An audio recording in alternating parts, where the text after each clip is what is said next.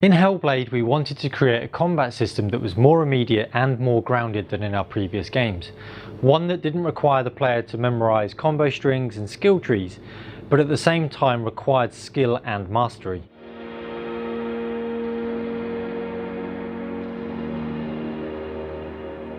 In previous diaries, we've talked about how our camera and controls have a very different feel, more intimate and subjective than the usual distant third-person cameras we normally have in our games. With this viewpoint came an opportunity to pursue a directional combat system where attacking and blocking could be done in one of 4 different directions.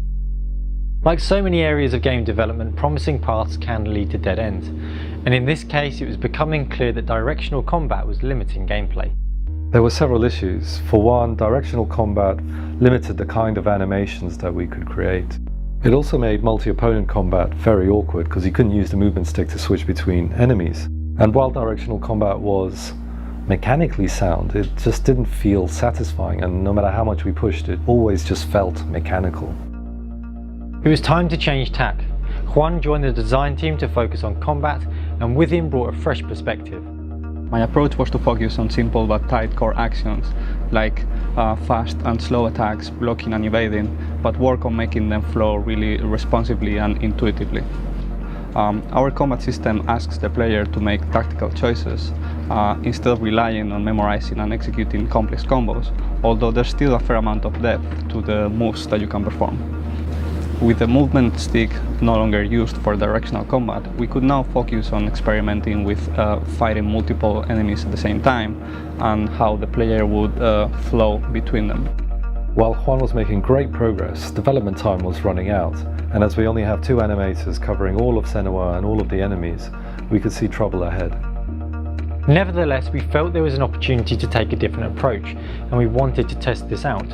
So we reached out to a skilled stuntwoman who could perform the types of moves that we imagined Senua were capable of.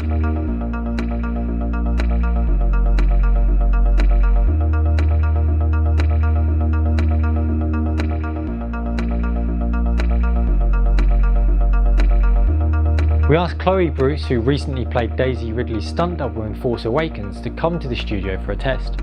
Using the game as reference, we wanted to see if Chloe could match the timings and flow of Senua rather than doing it the other way around, which is how it's normally done. After half a day of capturing, we went to work to see if we could translate this back into the game. So we tested a couple of combat strings out to see how quick the workflow was and also what quality we could achieve in the time. I had to make tweaks to the general timing and also poses.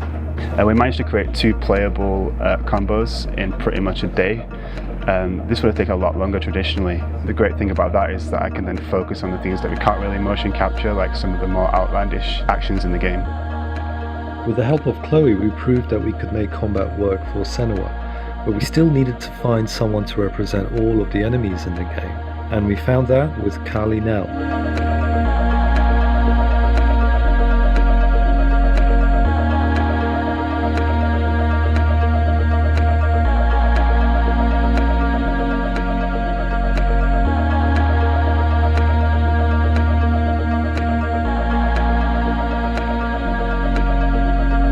With our combat mocap tests complete and with Chloe and Callie on board, we had everything in place to make it work.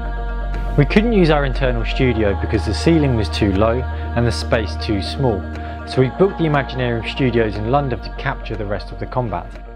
And over the next 2 days at Imaginarium, we captured as much as we could for both Senua and all of the enemies.